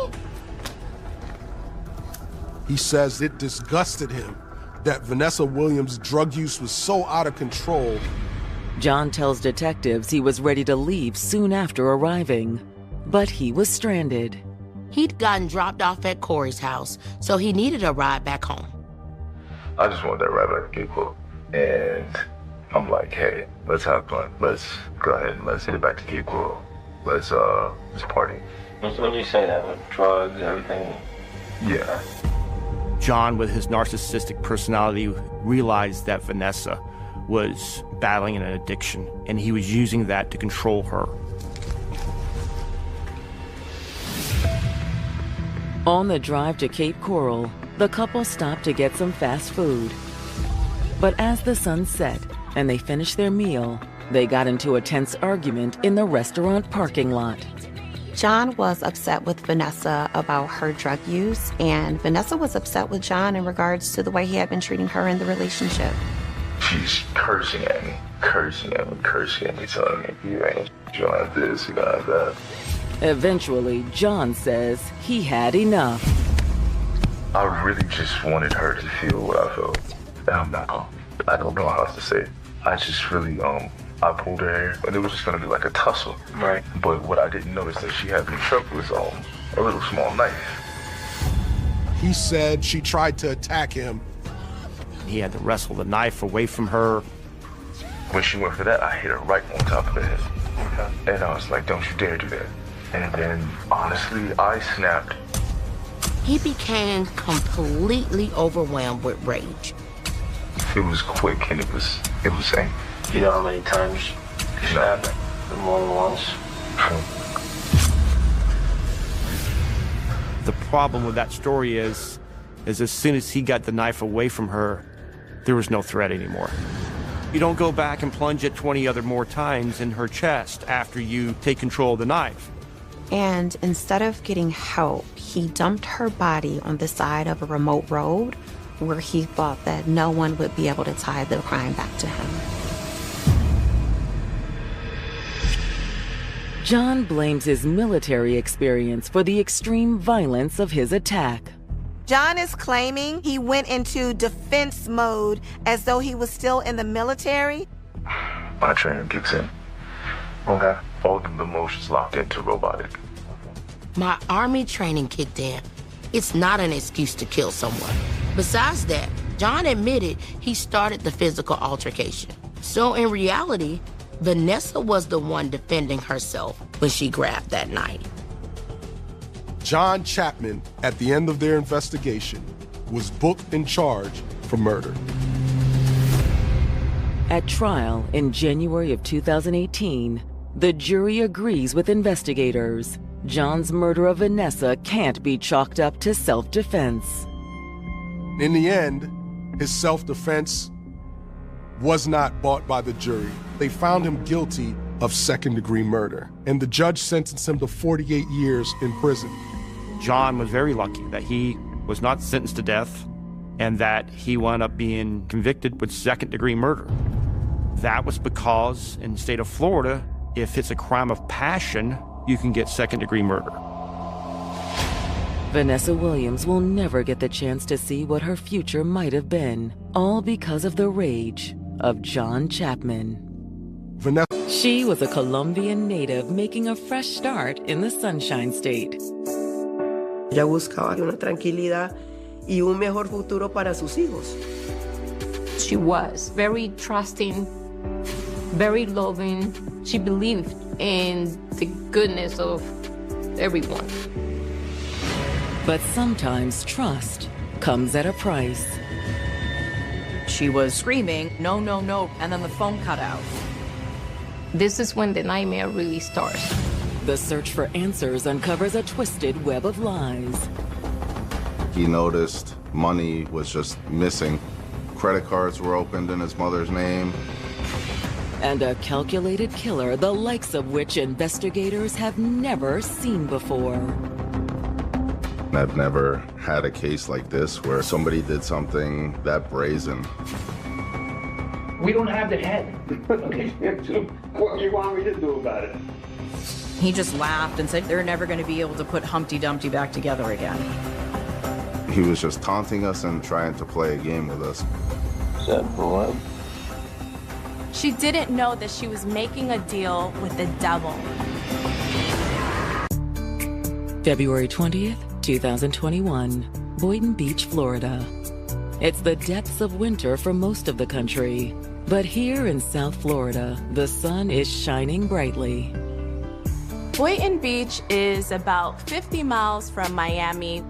A lot of working class families and all around a great town to live in. It's kind of old Florida, if you will. Crime does not happen in this type of neighborhood. But that morning, one local family is starting to panic. They hadn't heard from their loved one, 44-year-old Mary Gomez Mollet, in 2 days. That Tuesday was the last time I spoke with her. My cousin in Colombia calls me and says, Prima, have you heard anything from Mary today? I said, no, I haven't heard from her in a couple of days. And he tells me, can you call her? Because we're calling her phone, but the call is not going through. So I called her phone, and her phone was going to voicemail. Mary, please give me a call back when you get this. And I said, something is not adding up here. So Sandra decides to contact the authorities. I need to file a missing persons report. I called the police, and I remember, like if it was today, it was Saturday morning. They tell me that in order for us to report her missing, we had to wait. What do you mean 72 hours? I said, how can we wait 72 hours without knowing what's happened? We have no signs of her.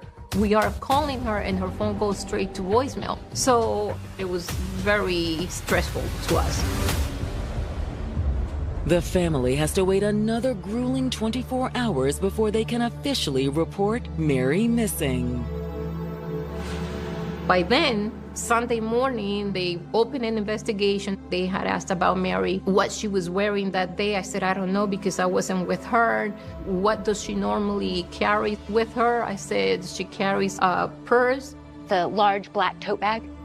She always in her purse had her lipstick and her rosary. That's one thing that Mary would not ever be without. The last time somebody had spoken to her was on February 18th of 2021. Nobody had heard from her. They were really concerned because it just wasn't like her. Listen, we're gonna do everything that we can to find your cousin, okay? It's so hard, I can't. We were still holding on to hope that she was gonna be found alive. 44-year-old Mary Gomez Mollet had immigrated to America from Colombia after escaping an abusive relationship. She was very friendly, very religious. You had a problem, she will come and say, okay, how can I help you? What do you need? Tomó la decisión de venirse para acá con su hija y con su hijo. Eso era lo que ella buscaba aquí, una tranquilidad y un mejor futuro para sus hijos. She wanted to be that supportive mother. She wanted them to go to college here. However, getting settled in their new home of Boynton Beach, Florida, wouldn't be easy. In Colombia, Mary built a successful career as a biomedical scientist. But unfortunately, her education credentials didn't cross over into the United States. Sin documentos no podía ubicarse en un trabajo. Ella a veces se iba a limpiar casas. But after establishing roots in the community, Mary came across a special opportunity. She was looking for a better job.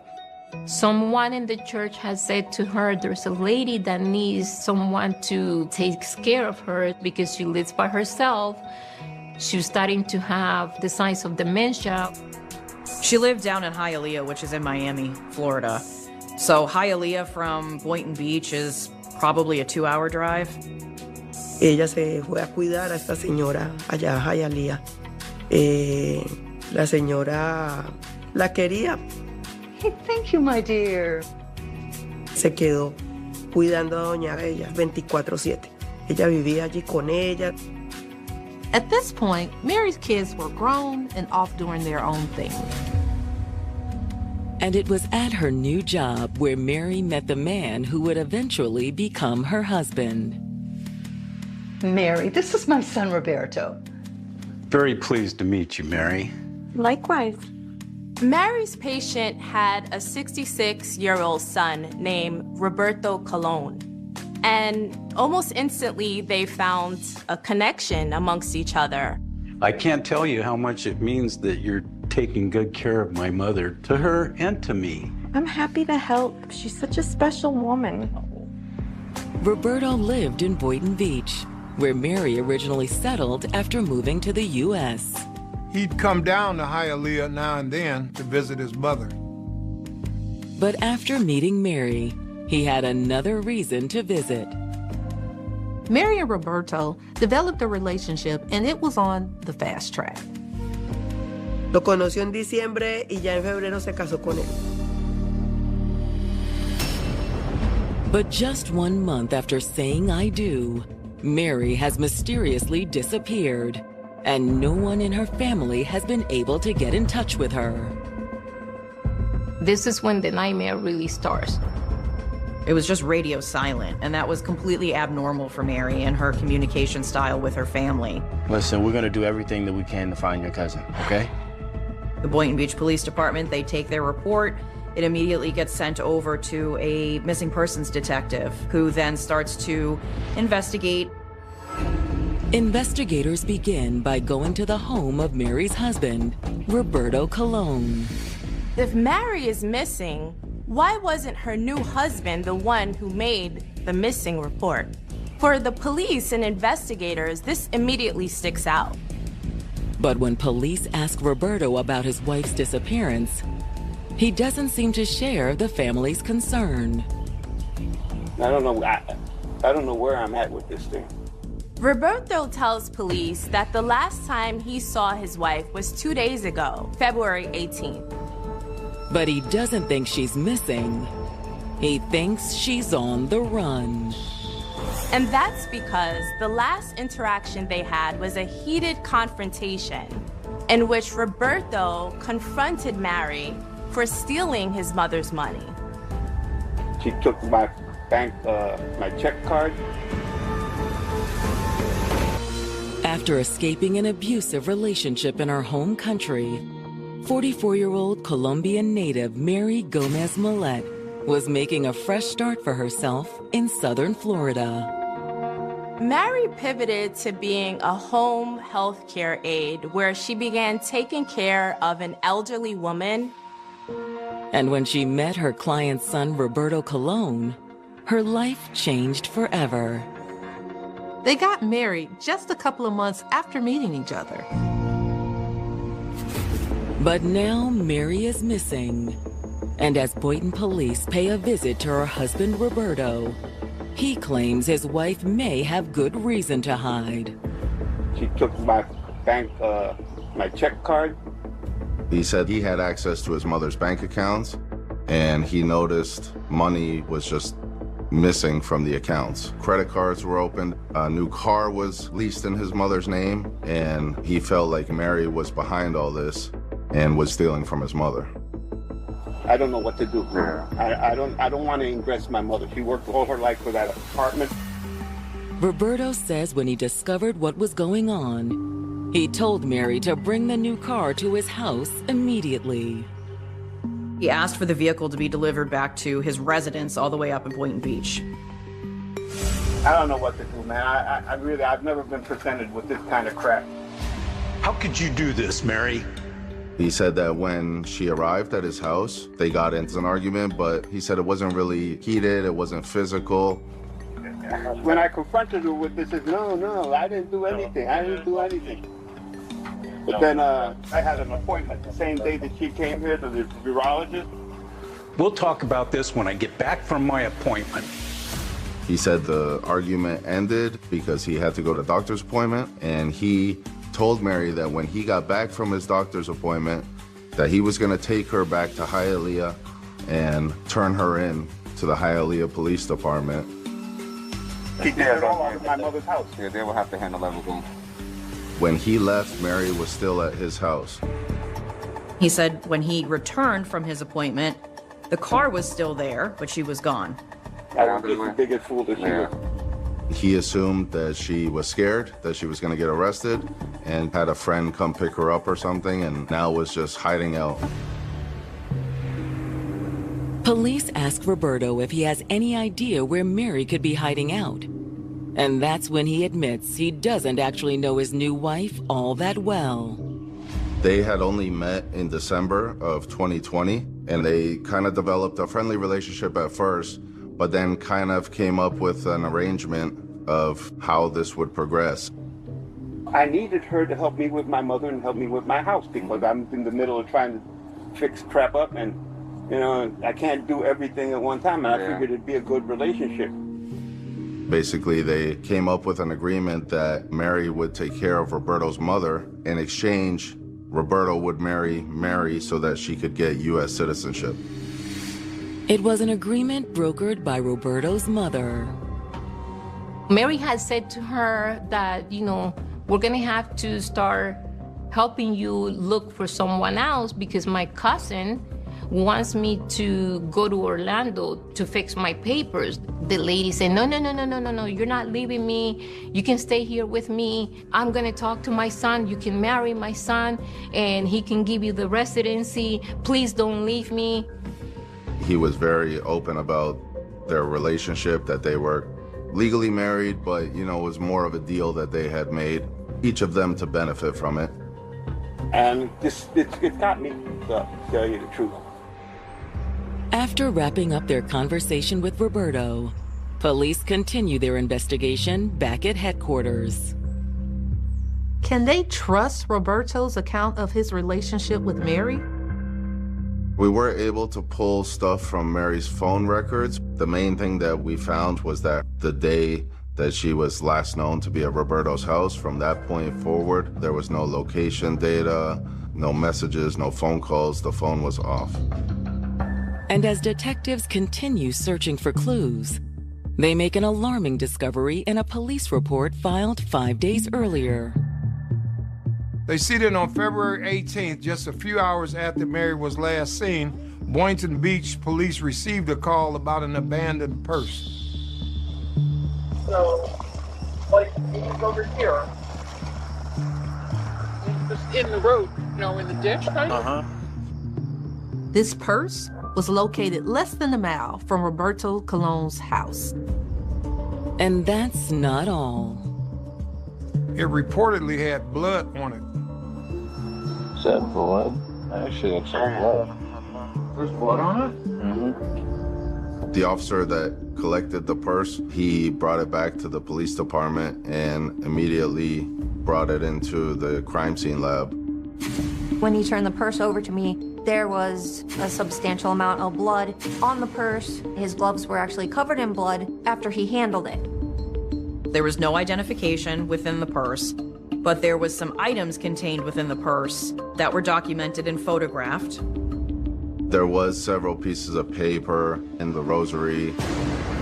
For the detectives investigating Mary's missing persons case, this is no coincidence. So law enforcement, spidey senses kind of pick up and realize maybe this is Mary's purse. We had gotten a picture from the family that showed Mary wearing a rosary, and the rosary that she was wearing in the picture was very similar to the rosary we found in the purse. Just then, detectives learn there's a woman who is eager to speak with them. Mary's close friend, Margarita Arango. Yeah, patch her through. She says she has some vital information to share with detectives regarding Mary's disappearance. Bueno, ¿tú me puedes decir qué fue la última vez que tú hablaste con ella? Yo hablé el jueves de la semana pasada, a las 2 de la tarde fue la última llamada, el último contacto que tuvimos ella y yo. ¿A las 2 de la tarde? Sí, señor, a las 2. Ok. Ella al mediodía iba para Boynton Beach.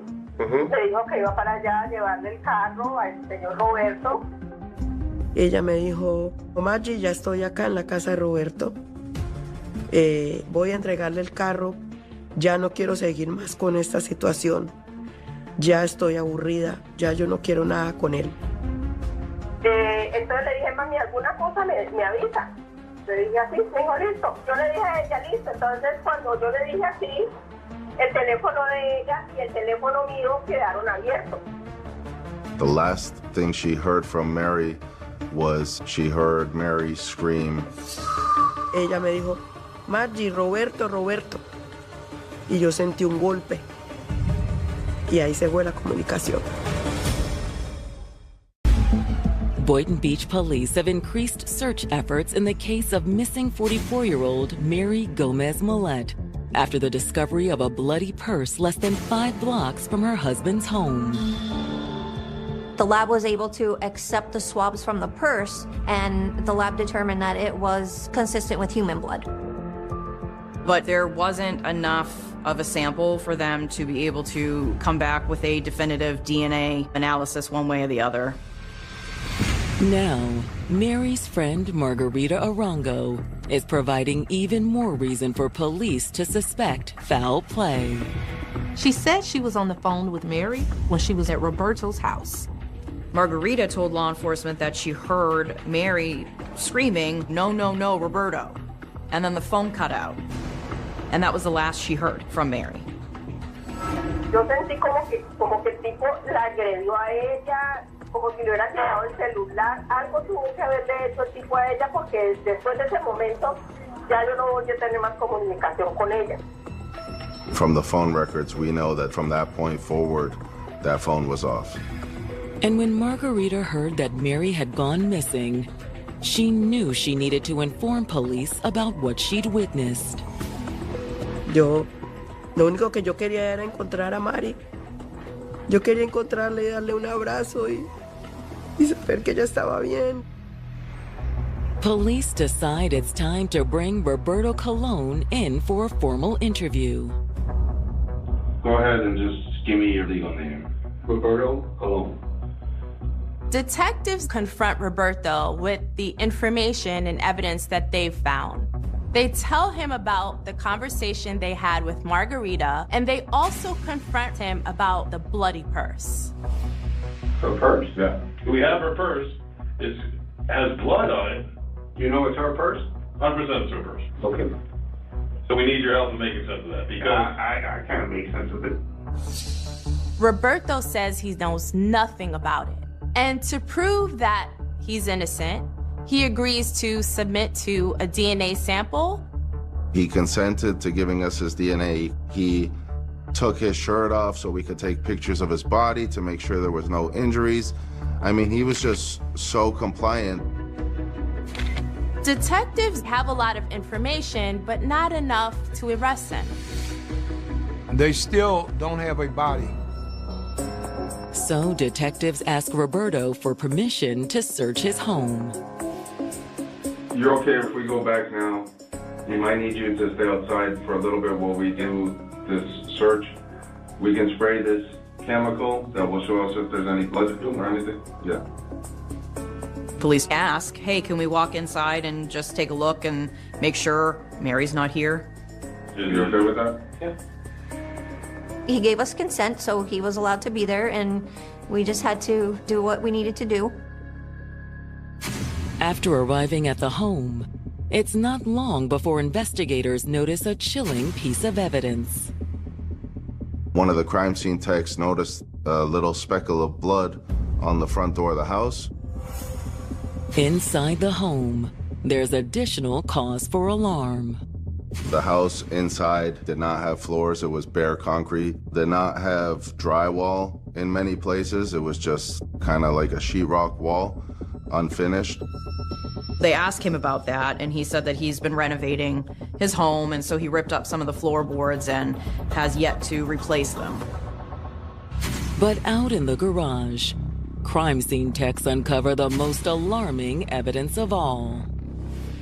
Roberto drove a Chevrolet Suburban, and the back seat of that vehicle was inside that garage next to the dog crate. I noticed what appeared to be bloodstains on the bottom of that seat. There was a large green toolbox on the floor of the garage. There was a possible blood spatter on that, and the wall above that seat and toolbox. We knew that with the blood and the spatter, someone was more than likely killed in that garage.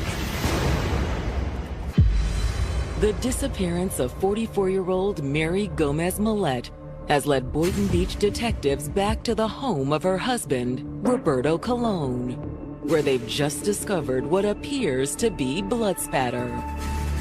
So we did the stringing and we did all the calculations for the blood spatter analysis. While we were doing that, Roberto was standing at the door and kind of asking what Tina was doing. So I decided just to tell him, like, hey, listen, we found some spots there that look like blood spatter, and she's collecting samples of those. He said, listen, you guys can test that blood all you want. That's gonna be animal blood from my dog. He mentioned that that was from his dog's tail that was cut or something, and I knew from my experience that didn't come from a dog.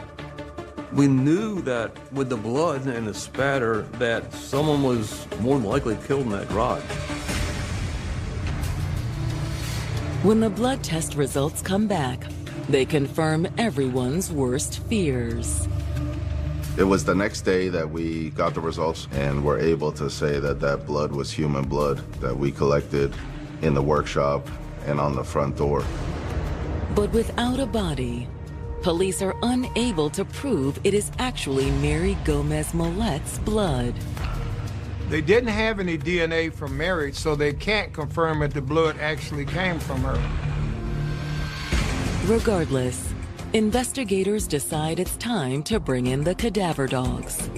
What they ultimately ended up doing is bringing a cadaver dog to go around the inside and then the outside, the perimeter of the home. But the dog never indicated that they found anything of decomp in that backyard or contained within the home. Even though the cadaver dog came up short, investigators aren't ready to walk away just yet. Hello, Detective Valari. A short time after us beginning our search, I receive a call from the neighbor almost at the same time, and he tells me, hey, listen, this guy's over here and he's saying some crazy stuff. He's in another room. He says Roberto is saying things like they are not going to find her. The neighbor also tells police that Roberto keeps asking him to look outside and see if there's a hearse parked in front of his home. You guys need to be careful. The neighbor was concerned for our safety because Roberto made some statements that I should just get an axe and charge at them and force them to kill me, or I believe he said I should get an AK-47 and just mow them down. All right, yeah, we'll come right over. Don't worry, we won't let him know you called us. Okay. So we end up going to the neighbor's house to make contact with Roberto. Hey, buddy. These type of psychological and emotional moments are important with investigations like this. It's clear Roberto is in a very agitated state, and detectives want to see if his heightened emotions will cause him to slip up and say something that will help in their investigation. How typical.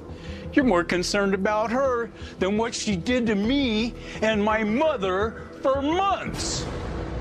He becomes very distressed, going on about the detectives wasting his time.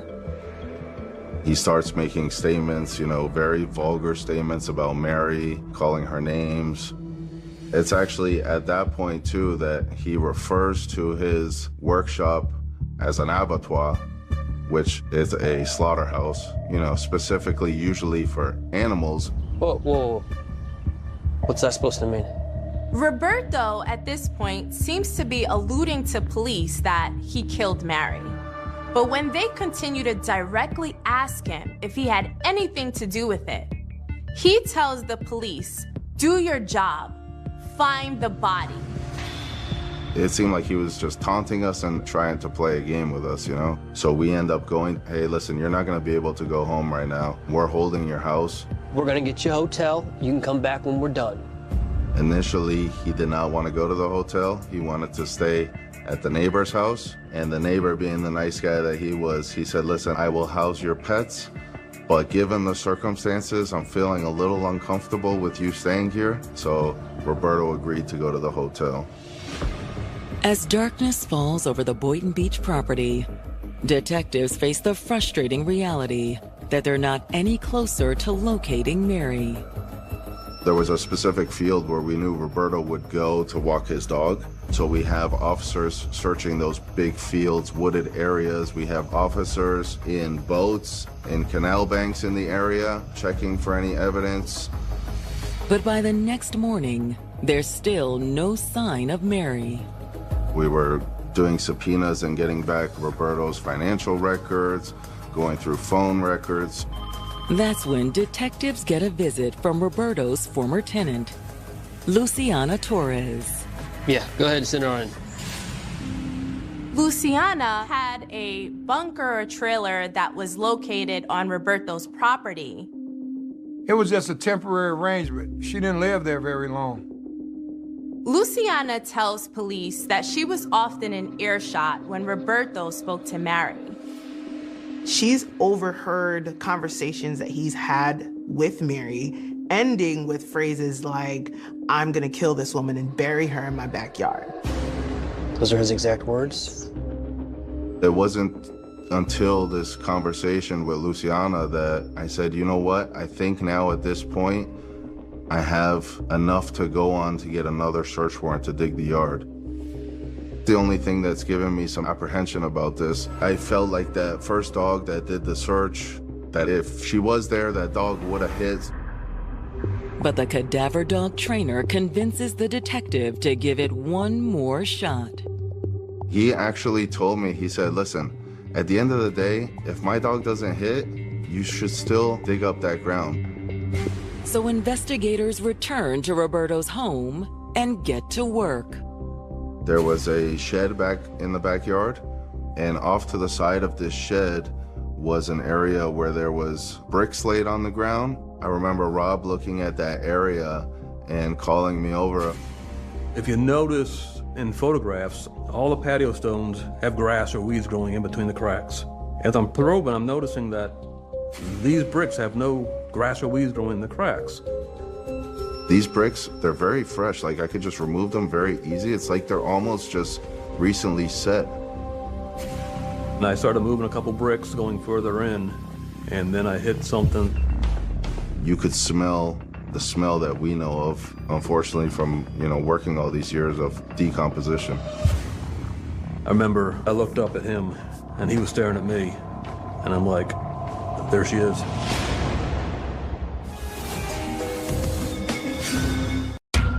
Boynton Beach police have been searching for evidence that 44-year-old Mary Gomez Millet's husband, Roberto Colon, is responsible for her disappearance. Now they may have finally found it in Roberto's own backyard. I would say it was 3 to 4 feet below ground is when we first noticed skin. I remember I looked up at him, and he was staring at me, and I'm like, there she is.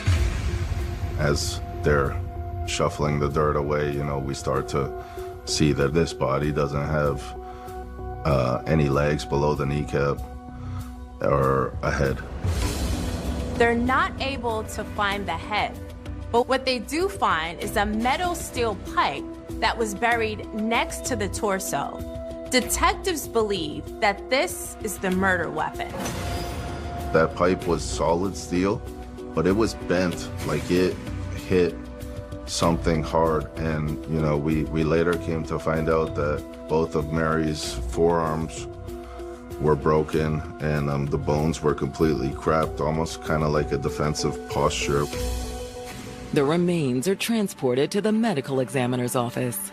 She did still have skin on her fingers, so the medical investigator was able to get fingerprints from her. They are able to compare the fingerprints they took from the torso to the fingerprints that the Colombian consulate has, it's a positive match. This is the torso of Mary Gomez Molet. Cuando me entró la llamada a darme la noticia de que la habían encontrado allá en la casa de este hombre, en las condiciones que la encontraron, eso para mí fue muy duro, demasiado. Me sentía muy triste. When the detectives tells me we found Mary, but unfortunately I have to tell you that she's not alive. My whole world just stops right there. How am I gonna tell the family? You know, that we're still keeping that hope over there. Fortunately, though, police now have enough evidence to charge Roberto Colon with first-degree murder. But even in handcuffs, Roberto is still smug as ever. Prior to him being transported to the police department, I wanted to see if he would make any last statements to the neighbor. The neighbor came out and said, "Hey man, what's going on? Is everything okay?" And he just laughed and said, "Yeah, everything's fine. Don't worry. They're never going to be able to put Humpty Dumpty back together again." Humpty Dumpty, as we all know, is a character that had all his limbs fall apart. So what Roberto is saying is chilling. Getting him to reveal the location of Mary's head is going to be no easy task. However, detectives know they have to try. Back at the police station, they sit down with Roberto once again. He wasn't very talkative at this point. I started the interview by showing him a picture of the body, just to see his reaction, and he was kind of not even fazed by it. Roberto, I gotta say to you, man, you're crafty, you have outsmarted us in a lot of ways, and even now, after we have found her body, we're still asking ourselves a lot of questions, okay? Now they're at a pivotal moment in the interrogation. They could tell Roberto doesn't want to tell them the truth, but they use their skills to try and get it out of him. Like I told Marco, the other guys, like, he's smart, man. This guy's smart. He still has us right now, scratching our head, trying to figure this out. Detectives continue to press him about where Mary's head is and where her legs are. Roberto refuses to give any further information and says that there will never be closure for anyone. We don't have the head. Okay. What do you want me to do about it? Detectives at this point believe that they're not going to get any further information from Roberto. He's just going to continue playing games. They book him on first-degree murder charges, and then they send Roberto over to Palm Beach County Jail. In February 2022, almost 1 year after Mary Gomez Molet's murder, Roberto Colon heads to trial. It's weird because, you know, you'd think, how could you even be nervous? You found her in his backyard, but there's never an easy trial to go into as a detective.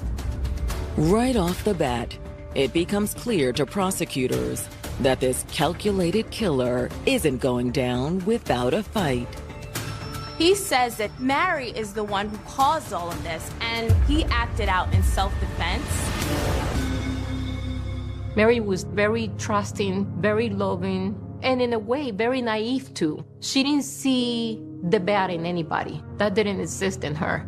She believed in the goodness of everyone. In the world that we're living in, at one point I had said I wish she was more smart about seeing the bad out there. Maybe this would have prevented her, but you know what? After time had passed by and analyzing who she was and how she was all about love, there was nothing that we could have done to change who she was. After discovering the remains of 44-year-old Mary Gomez Molet in her husband's backyard, Florida officials are hoping for a swift conviction.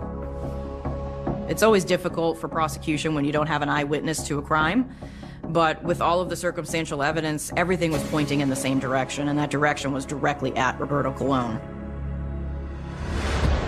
But as the trial gets underway, the defense presents an astonishing claim that Roberto was acting in self-defense. The defense did the unique decision of calling Roberto Colon to the stand to testify in his own defense. And when Roberto testified, he talked all about how Mary thieved from him and stole from his mother. Roberto says that he confronted Mary and she became violent. He said that they were walking out towards the garage area and that she had her purse, she swung it at him and hit him with it, and that he basically lost control and picked up the nearest item and just hit her in the head with it. But when it's the prosecution's turn, they methodically disassemble the defense's case. Mary's screams that her friend Margarita heard over the phone suggests that it was Roberto who attacked first and not the other way around. Roberto planned this homicide. He lured her to his residence. He knew what he was going to do. Roberto? There was absolutely no proof that Mary was stealing. She was using the mother's money, but for the mother's caretaking. Even though he had no confirmed proof that she in fact was doing this, he decided he was going to take matters into his own hands and beat her to death. He then dismembered her body because he didn't know what to do with it after he killed her. Based on the disturbing statements he went on to make to his neighbor and the police, it's clear that he didn't feel any regret for what he'd done. Roberto was glad he'd murdered Mary until he got caught for it. When I cross-examined him, I asked him how many times he hit her, and he said he just kept hitting her repeatedly, over and over and over. It was very obvious to my jury that he was reliving and sort of fantasizing about his crime. When prosecutors question Roberto about Mary's remaining limbs, they don't get the answer they were hoping for. Roberto testified that he buried them in the backyard, but when I tell you law enforcement ripped up that backyard, they would have found it. And so, truthfully, I don't know what he did with the legs, nor do we truthfully know what he did with her head. When the jury retires to deliberate, everyone is holding their breath. They deliberated for longer than I thought. That's always nerve-wracking. I thought it would be 10-minute deliberation, but it went on for, I think, a couple hours. However, it's soon clear no one is sympathizing with Roberto. When they returned, they had found him guilty of premeditated murder, and he was then sentenced to life in prison without parole. This case stood out because of the brutality. I mean, I've never had a case like this where it was that violent and somebody did something that brazen. He felt justified in what he did. He thought he could get away with it. La peor decisión que la mamá de Roberto tomó, haberle presentado a su hijo, fue una persona muy espectacular, una buena amiga, una buena mamá, una buena hija, una buena mujer. No encuentro palabras negativas para Mari, no las encuentro. She came here from Colombia to start a new life. And soon after she arrived, she didn't know that she was making a deal with the devil. Oh my God, I wish I could hug her one more time. Mary was a beautiful soul, always. No matter the hard time that she was having, she will swallow all her pain and give you nothing but love. Mary's loved ones hope her story can serve as a cautionary tale for others who decide to give their trust and love without boundaries. Maybe this had to happen for us to spread the word for other women who are being victims to please speak, come out, don't fear. Fear is what's gonna lead you to a nightmare, to a situation like this. There's always help out there.